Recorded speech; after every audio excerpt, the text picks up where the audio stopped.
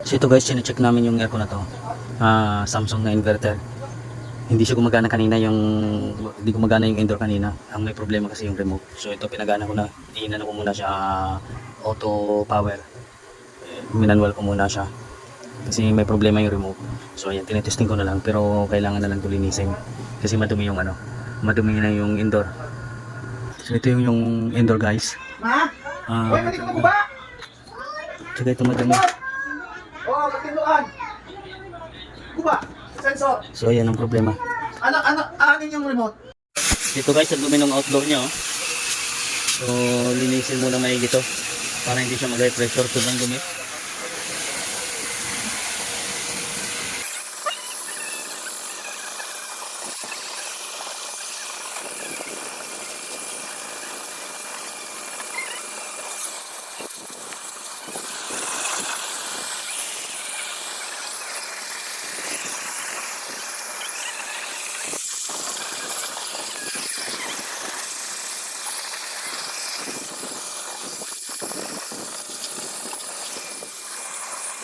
So ito yung indoor. Sige on.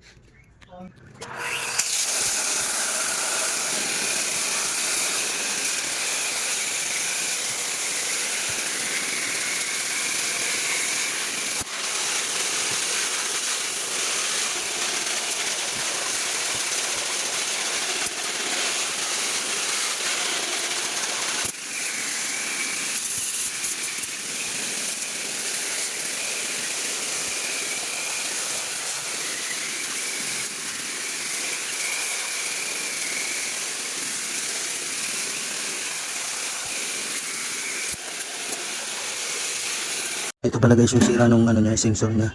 Ito. Yan ang problema nito, sira. Kaya di na siya gagana sa remote. So i-order na lang to. So ayan. So ito guys, assemble na namin.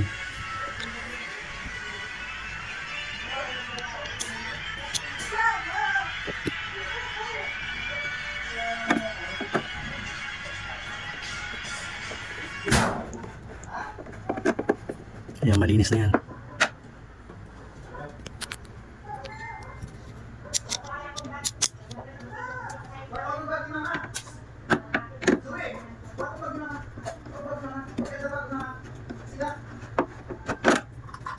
So yun guys, naka-assemble na to.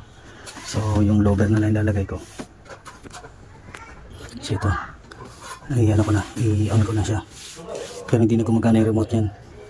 So ayan.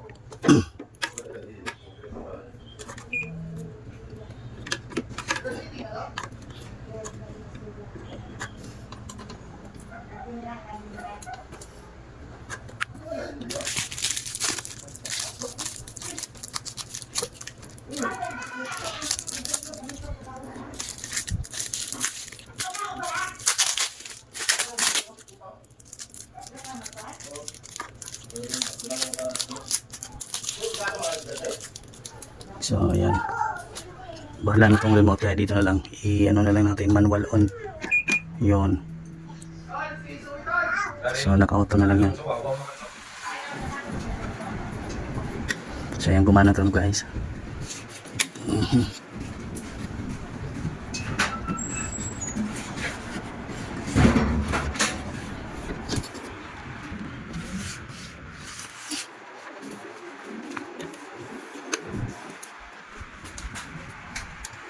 Guys, okay na to. Ayan guys, tapos na namin ito linisin. Antayin ko na lang ito gumana. Kasi naka-time delay naman. Kaka-on ko lang yung indoor. Naka-time delay lang naman to.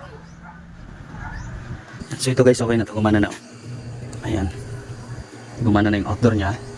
So bali, ano lang to. I-orderan lang muna to ng sensor niya sa Samsung. Yun ang may problema niya. Kaya naka-ano na lang siya. Manual on na lang. Ayan lang, yun lang ang problema. Tsaka cleaning lang. So ayan guys, okay na to.